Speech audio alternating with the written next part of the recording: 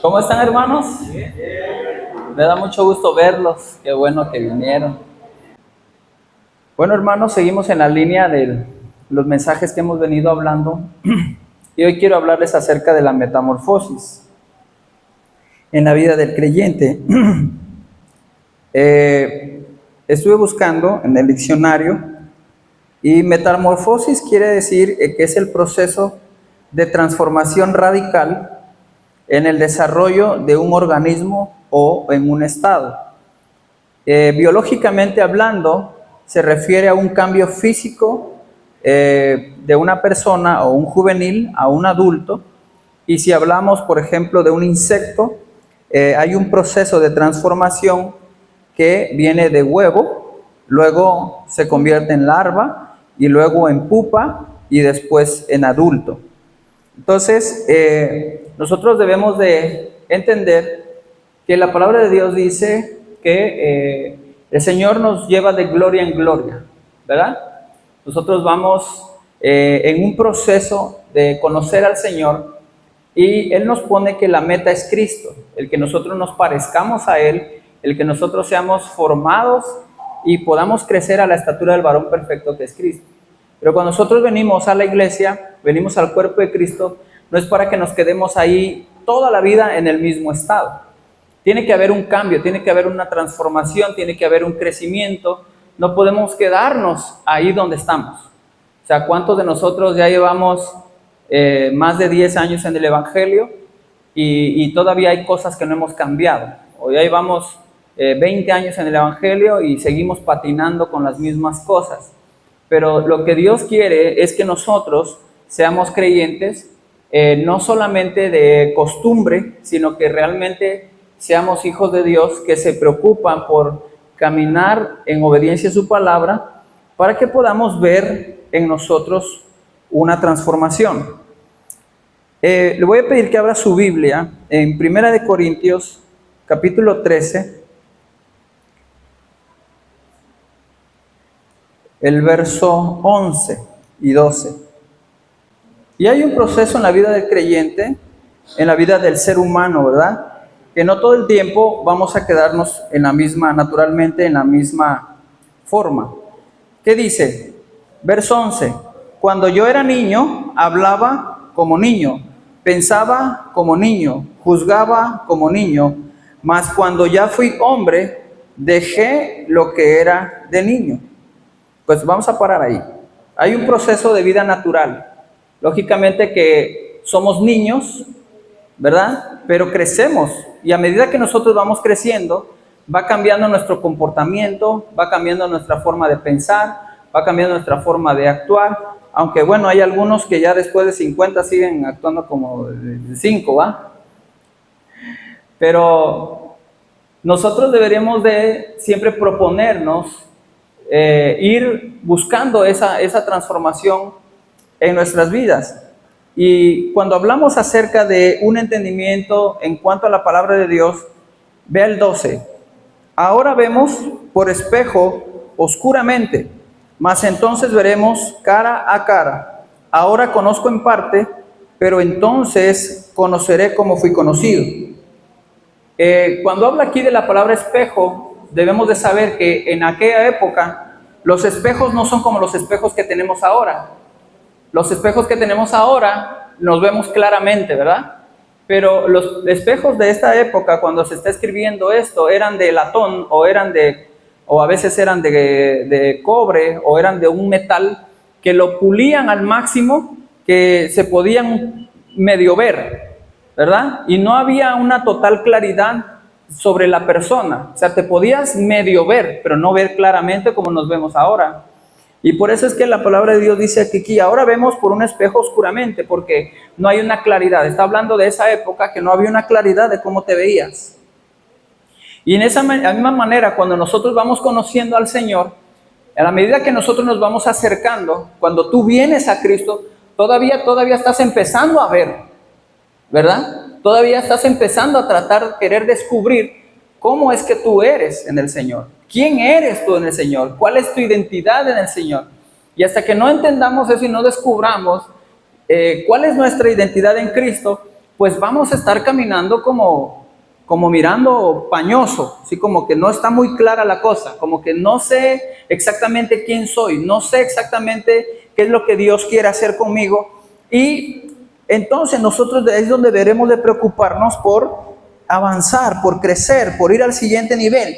Dice, ahora conozco en parte, ¿verdad? Hay una cierta manera en que decimos, bueno, en el espejo se miraban ellos y como que hay una silueta más o menos como soy, pero va a llegar el momento que voy a realmente a conocerme realmente como soy.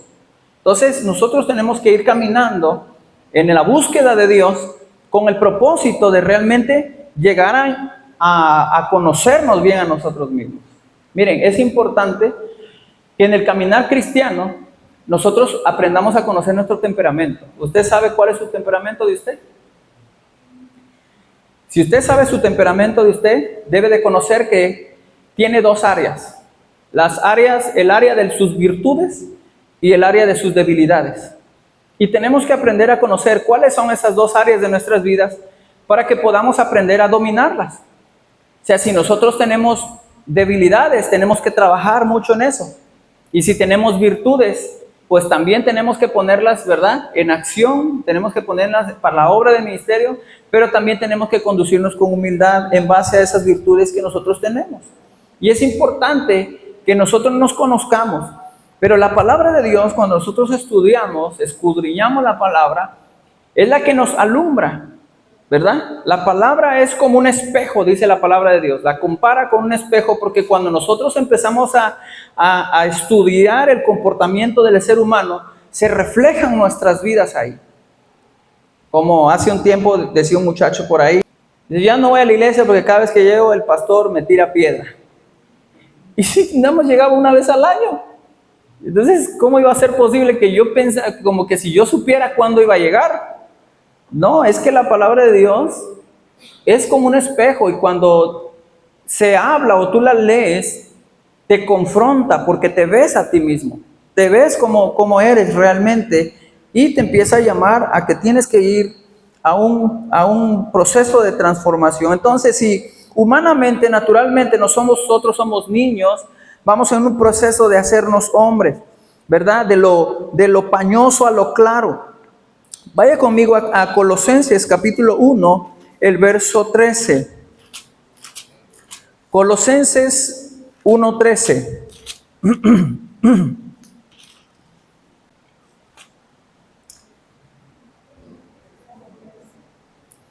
Fíjese que aquí, vaya conmigo desde el 11 para que podamos entender un poquito más. Dice, con gozo dando gracias al Padre que nos hizo aptos para participar de la herencia de los santos en luz, el cual nos ha librado de la potestad de las tinieblas y nos ha trasladado, ¿qué? Y ha trasladado al reino de su amado Hijo. ¿En dónde estábamos? Estábamos en tinieblas, pero Él nos trasladó de las tinieblas a la luz de Jesús, ¿verdad? ¿En quien qué? En quien tenemos nosotros redención por su sangre, el perdón de pecados. Y aquí es donde nosotros, cuando venimos al Señor, yo puedo venir como la persona más malvada del mundo, puedo yo ser la persona más mala del mundo, pero si yo vengo y entrego mi vida a Cristo, ¿verdad? ¿Qué es lo que Él hace? Automáticamente soy justificado por la fe en Cristo Jesús y soy trasladado de las tinieblas a su luz admirable, donde Él me salva, donde Él ha ofrecido ya la redención por su sangre para perdonar mis pecados, ¿verdad? Soy perdonado, soy libre de toda culpa, soy libre de la muerte, porque dice la palabra de Dios que la paga del pecado es muerte, pero la dádiva de Dios es vida. Entonces, espiritualmente nosotros somos justificados por la fe en Cristo Jesús, pero humanamente vamos a tener que empezar a trabajar ciertos comportamientos. Porque, por ejemplo, una persona que viene con un vicio del pasado va a tener que seguir luchando con eso día a día. Aunque venga a Cristo, aunque él busque a Dios, ha entregado su vida a Cristo, es hijo de Dios, ha creído en el Señor, pero humanamente en esta carne va a tener esa lucha siempre. Y en esa lucha es donde nos encontramos la mayoría de todos. En ciertas áreas de nuestras vidas tenemos luchas donde tenemos que seguir batallando, tenemos que seguir orando, tenemos que seguir manteniéndonos firmes. Por eso la palabra de Dios nos insta y nos llama a que oremos constantemente, a que oremos todo el tiempo. Porque Jesús les dijo, oren para que no entren en tentación. O sea, la tentación siempre va a estar ahí, pero para no caer en la tentación, tenemos que mantenernos orando fielmente. Tenemos que orar constantemente para no caer ahí. Pero lo que Dios quiere hacer con nosotros es que nuestro carácter sea formado a través de ese proceso de crecimiento.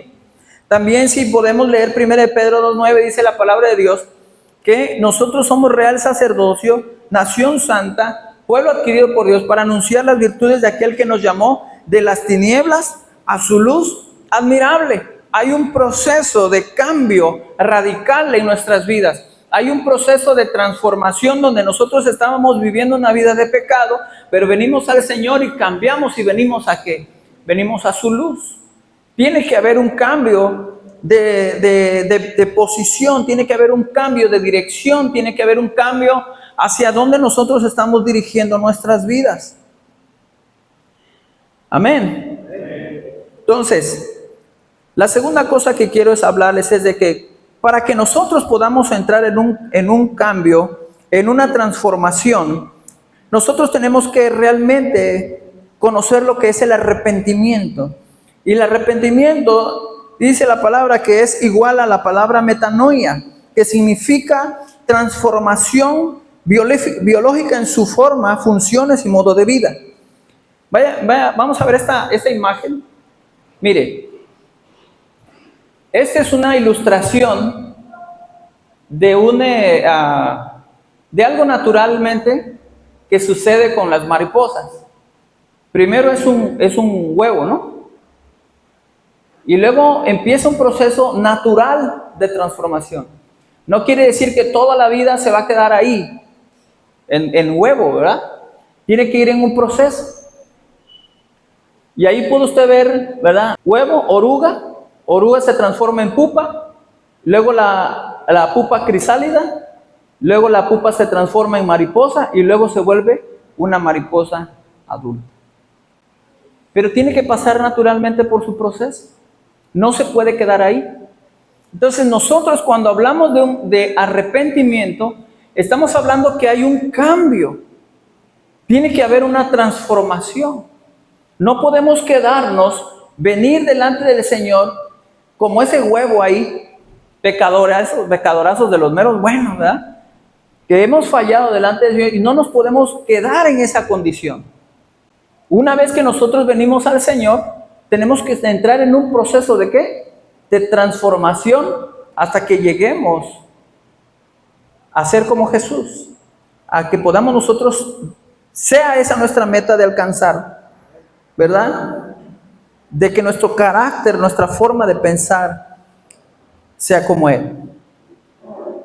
Entonces, biológicamente hay un cambio en su forma, en sus funciones, en su modo de vida. Cuando los discípulos andaban con Jesús, dice la palabra de Dios que ya a Jesús lo habían arrestado y estaban ahí reunidos, ¿verdad? La gente entre el alboroto y todo. Llega Pedro y se acomoda ahí con ellos y se sienta entre el montón. Y le dicen, tú te pareces al maestro, tú te pareces a Jesús. Porque hablas igualito que él, vistes igualito que él, hasta su perfume usas el mismo. O sea, te cortas la melena igual que él.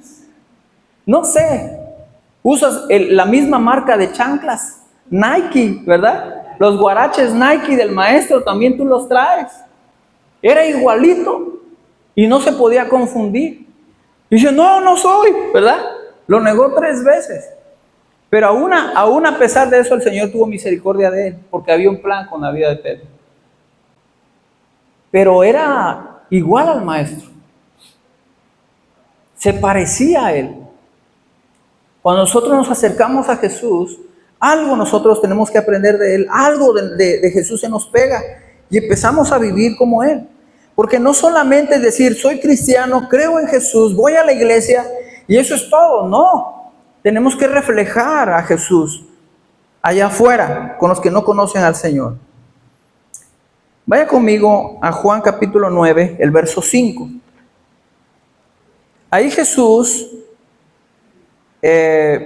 sana a un ciego de nacimiento. Dice, al pasar Jesús, pero vamos al 1, al pasar Jesús vio a un hombre ciego de nacimiento y le preguntaron a sus discípulos diciendo, Rabí, ¿quién pecó, este o sus padres, para que haya nacido ciego?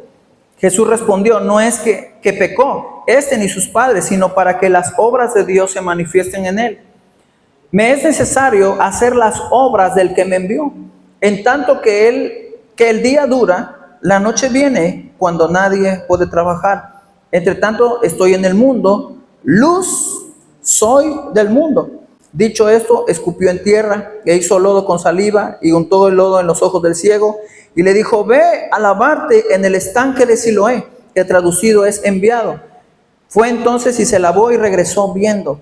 Entonces los vecinos y los que antes habían visto que era ciego decían, ¿no es este el que se sentaba y mendigaba? Unos decían, él es, y otros decían, a él se parece. Él decía, yo soy. Y le dijeron, ¿cómo te fueron abiertos los ojos? Respondió él y dijo, aquel hombre que se llama Jesús hizo lodo, me untó en los ojos y me dijo, ve al Siloé y lávate. Y fui y me lavé y recibí la vista. Y entonces le dijeron, ¿dónde está? Y él dijo, no sé. Pero ¿qué es lo que hizo Jesús? Cuando Jesús se acercó, porque ni siquiera el ciego se acercó a Jesús. Jesús se acercó al ciego. Tuvo que haber un cambio en él. Todas las personas que se acercaron a Jesús o Jesús se acercó a ellos fueron transformadas radicalmente. Hubo un cambio inmediato. Y hay muchos ejemplos. Por ejemplo, si hablamos del Gadareno, ¿verdad? Dice la palabra de Dios que andaba desnudo por los sepulcros. Pero cuando se encontró con Jesús, cambió.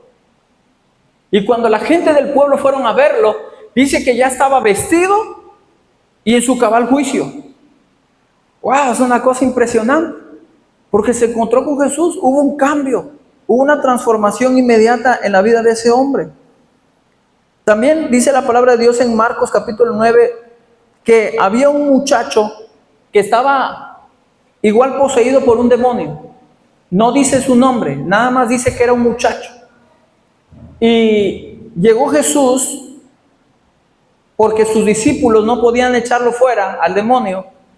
Y Jesús fue y él lo echó fuera. Y hubo una transformación tremenda porque este muchacho sufría. Dice, su papá contaba del muchacho que sacaba espumarajos, que a veces se salía de la casa y a veces podía caer en partes de peligro y no se daban cuenta de cómo llegaba ahí, ni él tampoco, ¿verdad? Y era muy atormentado por ese espíritu inmundo, pero vino Jesús y lo rescata y lo hace que esté cabal en su juicio como una persona normal. Si vemos, por ejemplo, a Pablo, vaya conmigo a Hechos capítulo 8, solamente para que podamos ver la escritura, qué es lo que dice. Y vamos a ver dos acciones de Pablo, de primero cuando era Saulo, ¿verdad? Hechos 8:1. Ahí es Saulo todavía. Hechos 1, ¿lo tiene? Leemos juntos, dice, y Saulo consentía en su muerte. En aquel día hubo una gran persecución contra la iglesia que estaba en Jerusalén. Y todos fueron esparcidos por las tierras de Judea y de Samaria, salvo los apóstoles. Y hombres piadosos llevaron a enterrar a Esteban e hicieron gran llanto sobre él. Y Saulo, ¿qué hacía? Asolaba la iglesia y entrando casa por casa, arrastraba a hombres y a mujeres y los entregaba en la cárcel. ¡A su mecha! Ese tipo era violento. Imagínense, se metía a la casa y los agarraba del pelo. Órale. Arrastrando se los llevaba. Pero miren qué pasa más adelante. Vaya conmigo al verso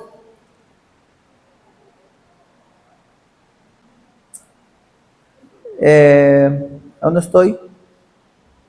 Se me cambió la hoja, no, perdón. Se me movió esto. Ok, vaya conmigo. Hechos 9, verso 1. Hechos 9:1. ¿Lo tiene? Vamos a leerlo. Dice, Saulo respirando.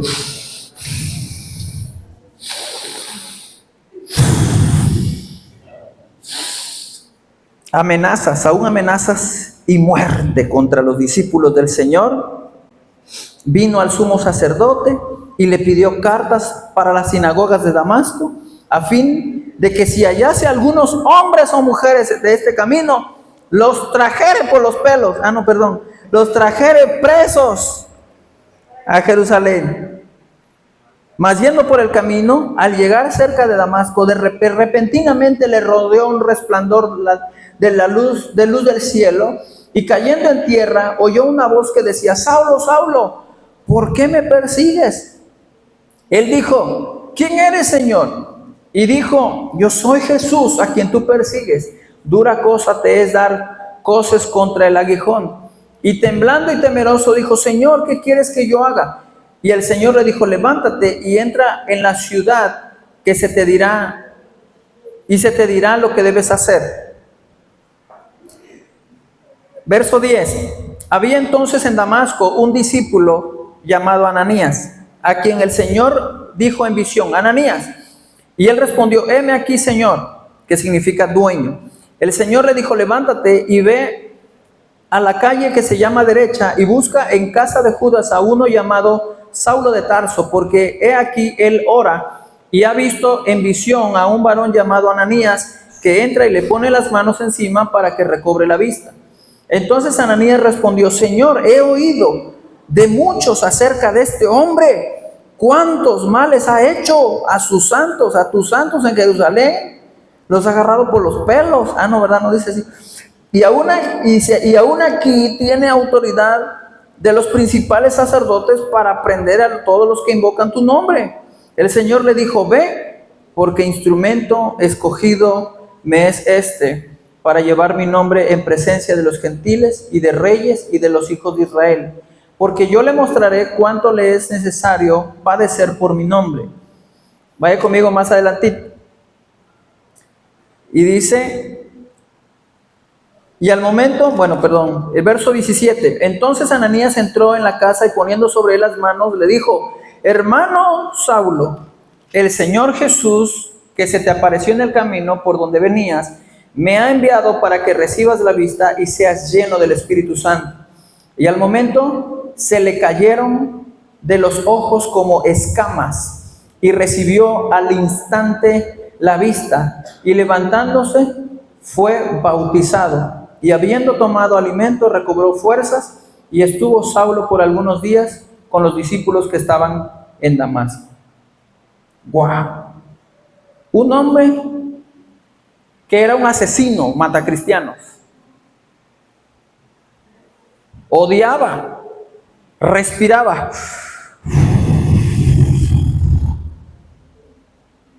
Era un toro. Pero Dios lo cambió. Dios lo transformó. Y Dios lo llama un instrumento. ¡Wow! Imagínense. O sea que la manera en que nosotros venimos al Señor, no solamente por guapos, hermano. El Señor no nos llamó para estar de guapos en la iglesia. El Señor nos llamó porque nosotros somos instrumentos para Él. Para que nosotros también llevemos el mensaje de Jesucristo a otras personas que lo necesitan. No necesitamos todos un púlpito. En la calle, con los amigos, con los vecinos, con nuestros parientes. Tenemos esa carga, ¿verdad? De que nosotros podamos caminar en pos del propósito por el cual Dios nos llamó. Porque si Dios nos llamó es para eso. Mire, por ejemplo, Pedro, un pescador impulsivo, orgulloso, Dios lo transforma y lo convierte en un hombre humilde, en un hombre capaz de admitir sus errores, en un hombre que tuvo que pasar de la dependencia en sí mismo a pasar en la confianza total en Jesús. Porque ¿cuántos de nosotros podemos ser un Pedro también? No somos unos asesinos, pero somos muy orgullosos. No matamos cristianos, pero sí somos impulsivos, ¿verdad? Creemos que lo podemos lograr por nuestras propias fuerzas, pero lo que sí es verdad es que nosotros tenemos que aprender a depender completamente de Jesús. La gracia de Cristo puede cambiar radicalmente la vida de una persona, aún después de fallar. Cuando una persona viene al Señor, entrega su vida a Cristo y falla, siente que ya no puede levantarse, pero solamente si él se abraza de la gracia de Dios puede ser restaurado y puede levantarse y seguir su camino en pos de esa transformación que Jesús está esperando que nosotros experimentemos.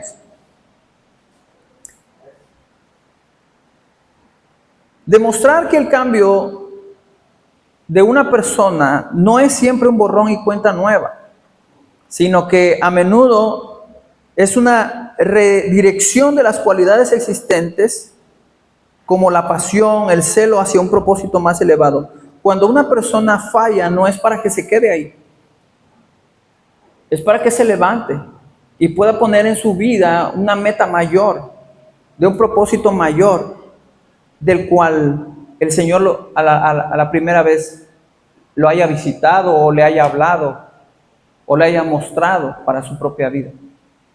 Nosotros tenemos que levantarnos para ver el propósito de Dios en nosotros, para qué el Señor nos llamó. Y tenemos que tener una expectativa alta. Si nosotros ya hemos sido transformados, si nosotros ya hemos experimentado en nuestras vidas un cambio, si nosotros ya hemos decidido vivir para Cristo una nueva vida, nosotros tenemos que encontrar ahora el propósito. No podemos quedarnos ahí quietos. Hay cosas que físicamente no podemos cambiar, ¿verdad? El que es feo ya se amoló. Pero Dios puede hacer milagros creativos, reconstructivos en la vida de una persona. Dios puede restaurar. Dios puede restaurar nuestras vidas, aunque nosotros vengamos a Él quebrados, rotos, desanimados, como sea que tú hayas venido delante del Señor. Dios puede hacerte guapo por dentro, porque lo de adentro no se nota, no lo podemos ver, pero también está ahí y cuenta mucho. Entonces, nosotros debemos de poner interés en las cosas que están en nuestro corazón. Y miren, debemos darle gracias a Dios que los que estamos acá no estamos postrados en un hospital. De verdad, hermano, yo cada vez que paso ahí por el hospital me da mucha pena. O sea, cuánta gente sufre. Están ahí familiares que no tienen a veces ni para las medicinas, no tienen que comer. Y nosotros que estamos sanos, nosotros que estamos bien, que no nos falta nada, ni siquiera nos acordamos a veces de darle gracias a Dios. Tenemos que ser agradecidos, tenemos que buscar al Señor con la intención de cambiar. Tiene que cambiar nuestra forma de la perspectiva en que estamos viendo la vida. Tiene que cambiar la forma en que nosotros estamos viendo nuestra propia vida, para qué estamos aquí. Porque hay mucha gente que no sabe para qué Dios la hizo. No saben por qué están acá. Pero en el Señor, cuando tú encuentras tu identidad y te conoces a ti mismo y tú te ves en la Biblia donde Dios te está hablando, Dios te está diciendo quién tú eres, Él puede darte un propósito y Él puede usar tu vida para transformar la vida de muchos. ¿Cuántos de los que están aquí quieren que Dios use sus vidas? Si podemos cambiar de propósito, el propósito de los propósitos de Dios siempre son eternos.